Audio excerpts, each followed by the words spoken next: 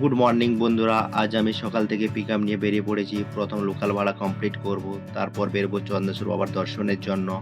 আজকের ব্লগটা অন্যরকম হতে চলেছে, তাই পুরো ভিডিওটা লাস্ট পর্যন্ত দেখো। বুঝতেই পারছো, আমি ভাবছিলাম সকালটা স্মুথ যাবে, কিন্তু না।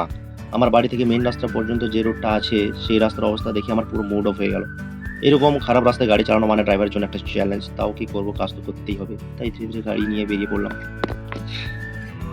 ফাইনালি আমি লোডিং কমপ্লিট করে ফেলেছি। এখন ফুল এনার্জি নিয়ে আমি ড্রাইভিং করছি। তোমরা নিজেরাই দেখো আমার ড্রাইভিং স্কিল। কিন্তু আনলোডিং করতে যাওয়ার সময় রাস্তার অবস্থা আরও খারাপ, অনেক প্রবলেম ফেস করতে হলো। আজ আমি বুঝতে পারছি দিনটা ইজি হবে না। আজকে স্পেশাল জিনিস হলো চন্দ্রেশ্বর বাবার কাছে আজকে লাস্ট দিন জল ঢালা। তাই রাস্তায় বেরোতে দেখলাম অনেক অনেক ভক্ত, র্যালি, গান। এই জিনিসগুলো লাইভ দেখতে অন্যরকম একটা ফিল হয়।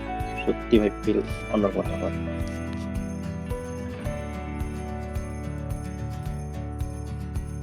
আনলোডিং শেষ করে আমি দুপুরে আগে বেরিয়ে পড়লাম চন্দ্রেশ্বর মন্দিরের উদ্দেশ্যে।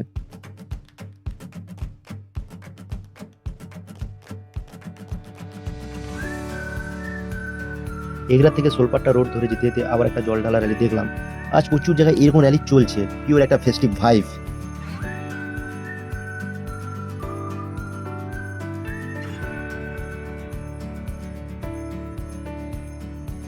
ফাইনালি আমি চন্দ্রেশ্বর বাবার কাছে পৌঁছে গেলাম।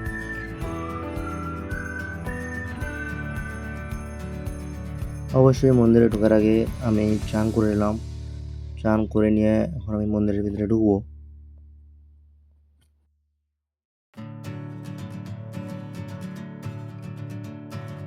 কিন্তু আজ এত ভিড়, আমার মনে হয় ভিতরে ঢুকতে পারবো না।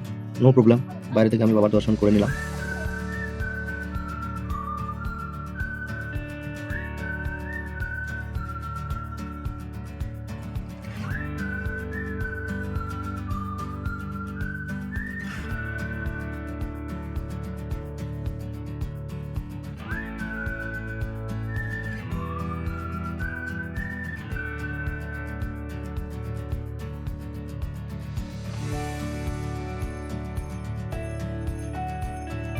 এবার বাড়ি ফেরার পালা, কিন্তু তোমরা নিজেরাই দেখো রাস্তাটা পুরো জ্যাম।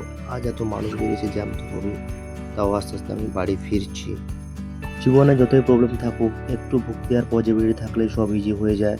যদি তোমাদের ভিডিওটি ভালো লেগে থাকে, লাইক, কমেন্ট আর সাবস্ক্রাইব করতে ভুলো না। আবার দেখা হবে নেক্সট ব্লগে।